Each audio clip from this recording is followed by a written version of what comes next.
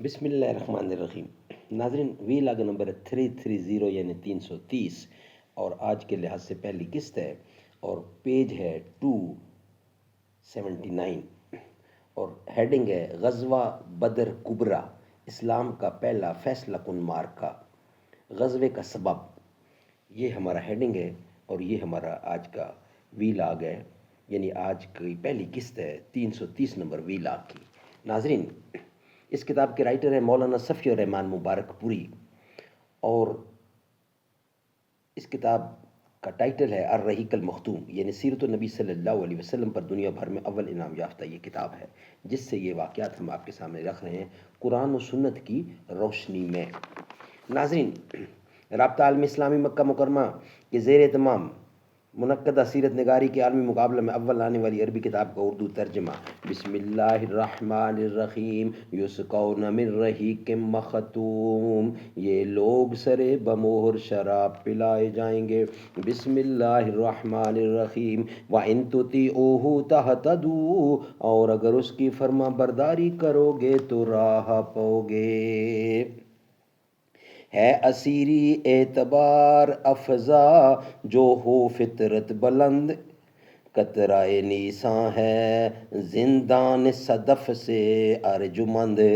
مشک از فر چیز کیا ہے، ایک لہو کی بوند ہے، مشک بن جاتی ہے ہو کر نافہ آہو میں بند۔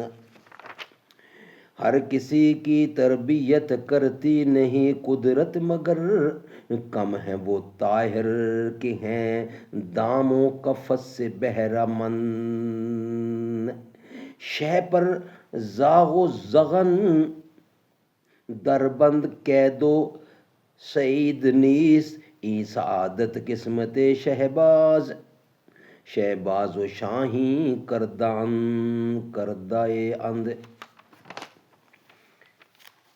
ناظرین، غزوہ بدر کبریٰ، اسلام کا پہلا فیصلہ کن معرکہ، غزوے کا سبب۔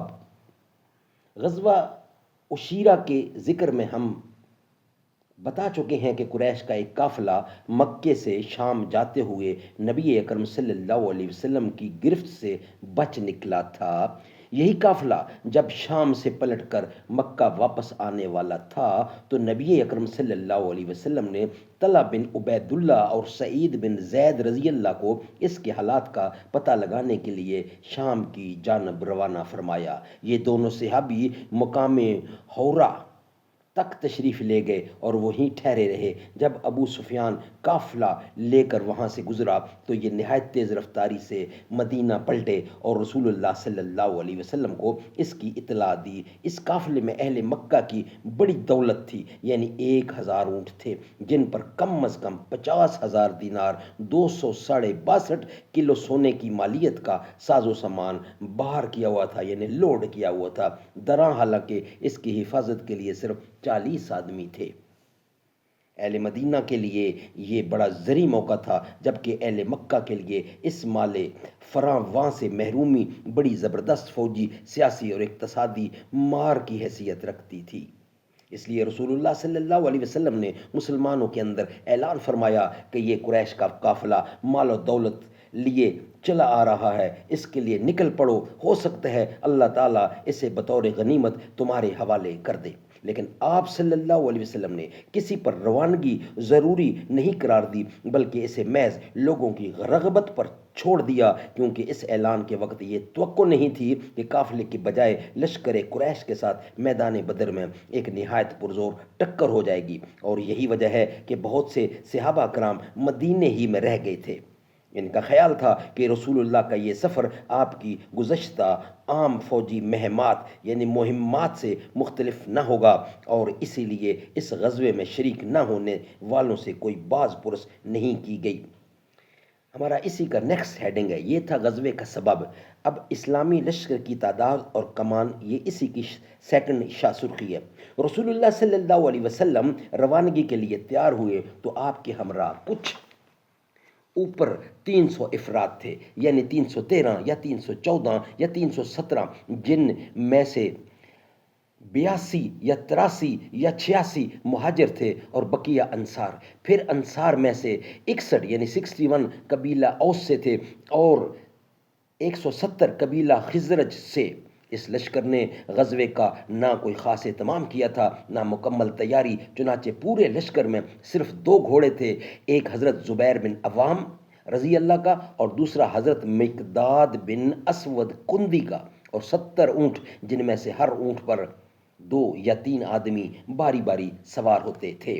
ایک اونٹ رسول اللہ، حضرت علی اور حضرت مرسد بن ابی مرسد غنوہ کے حصے میں آیا، یعنی کہ ایک اونٹ رسول اللہ اور حضرت علی اور حضرت مرسد بن ابی مرسد غنوہ کے حصے میں آیا تھا، جن پر تینوں حضرات باری باری سوار ہوتے تھے. مدینے کا انتظام اور نماز کی امامت پہلے حضرت ابن ام مکتوم رضی اللہ عنہ کو سونپی گئی، لیکن جب نبی اکرم مقام روحا تک پہنچے تو آپ نے حضرت ابو لبابہ بن عبد المنظر رضی اللہ کو مدینے کا منتظم بنا کر واپس بھیج دیا. لشکر کی تنظیم یعنی تنظیم اس طرح کی گئی کہ ایک جیش مہاجرین کا بنایا گیا اور ایک انصار کا.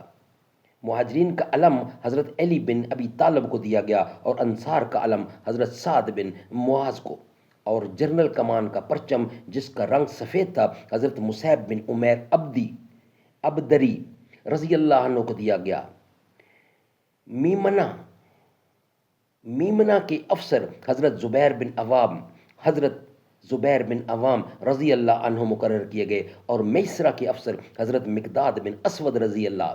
اور جیسا کہ ہم بتا چکے ہیں پورے لشکر میں صرف یہی دونوں بزرگ شاہ سوار تھے. ساکہ کی کمان حضرت قیس بن ابی صحصح کے حوالے کی گئی اور سپہ سالار اعلیٰ کی حیثیت سے جنرل کمان رسول اللہ نے خود سنبھالی. سبحان اللہ. ناظرین، نیکسٹ شہ سرخی ہے اسی کی، بدر کی جانب اسلامی لشکر کی روانگی.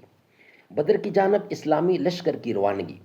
رسول اللہ اس نامکمل لشکر کو لے کر روانہ ہوئے تو مدینہ کے دہانے سے نکل کر مکہ جانے والی شاہراہ عام پر چلتے ہوئے بیر روحا تک تشریف لے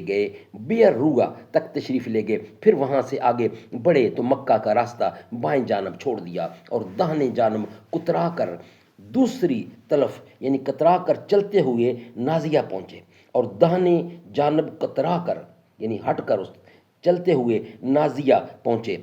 منزل مقصود بدر تھی. پھر نازیہ کے ایک گوشے سے گزر کر وادی راہکان پار کی کراس کی. یہ نازیہ اور درہ صفرا کے درمیان ایک وادی ہے. اس وادی کے بعد درہ صفرا سے گزرے، پھر درہ سے اتر کر وادی صفرا کے قریب جا پہنچے اور وہاں سے قبیلہ جوہنیہ کے 2 آدمی یعنی بسیس بن عمر اور عدی بن ابی الزغبہ کو قافلے کے حالات کا پتہ لگانے کے لیے بدر روانہ فرمایا. ناظرین، اسی کی شہ سرخی ہے مکے میں خطرے کا اعلان. دوسری طرف قافلے کی صورتحال یہ تھی کہ ابو سفیان جو اس کا نگہبان تھا حد درجہ محتاط تھا. اسے معلوم تھا کہ مکے کا راستہ خطروں سے پر ہے، اس لیے وہ حالات کا مسلسل پتہ لگاتا رہتا تھا اور جن قافلوں سے ملاقات ہوتی تھی ان سے کیفیت دریافت کرتا رہتا تھا. چنانچہ اسے جلد ہی معلوم ہو گیا کہ محمد صلی اللہ علیہ وسلم نے صحابہ کرام کو قافلے پر حملے کی دعوت دے دی ہے. لہٰذا اس نے فوراً زمزم بن عمر غفاری کو اجرت دے کر مکے بھیجا کہ وہاں جا کر قافلے کی حفاظت کے لیے قریش میں نفیر عام کی صدا لگائے. زمزم نہایت تیز رفتاری سے مکہ آیا اور عرب دستور کے مطابق اپنے اونٹ کی ناک چپڑی، کجاوا الٹا، کرتا پھاڑا اور وادی مکہ میں اسی اونٹ پر کھڑے ہو کر آواز لگائی، اے جماعت قریش، اے قافلہ والو، تمہارا مال جو ابو سفیان کے ہمراہ ہے اس پر محمد اور اس کے ساتھی دھاوا بولے جا رہے ہیں. مجھے یقین نہیں کہ تم اسے پا سکو گے. مدد کو پکارا اس نے. ناظرین، نیکسٹ شہ سرخی ہے جنگ کے لیے اہل مکہ کی تیاری. یہ آواز سن کر لوگ ہر طرف سے دوڑ پڑے، کہنے لگے محمد صلی اللہ علیہ وسلم اور اس کے ساتھی سمجھتے ہیں کہ یہ قافلہ بھی ابن حضرمی کے قافلے جیسا ہے؟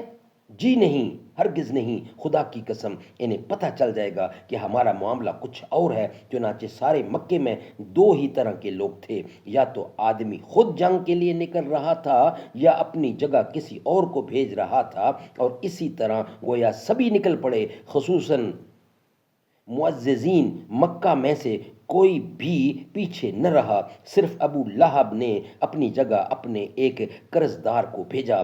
گرد و پیش کے قبائل عرب کو بھی قریش نے بھرتی کیا، اور خود قریشی قبائل میں سے سوائے بنو عدی کے کوئی بھی پیچھے نہ رہا۔ البتہ بنو عدی کے کسی بھی آدمی نے اس جنگ میں شرکت نہ کی۔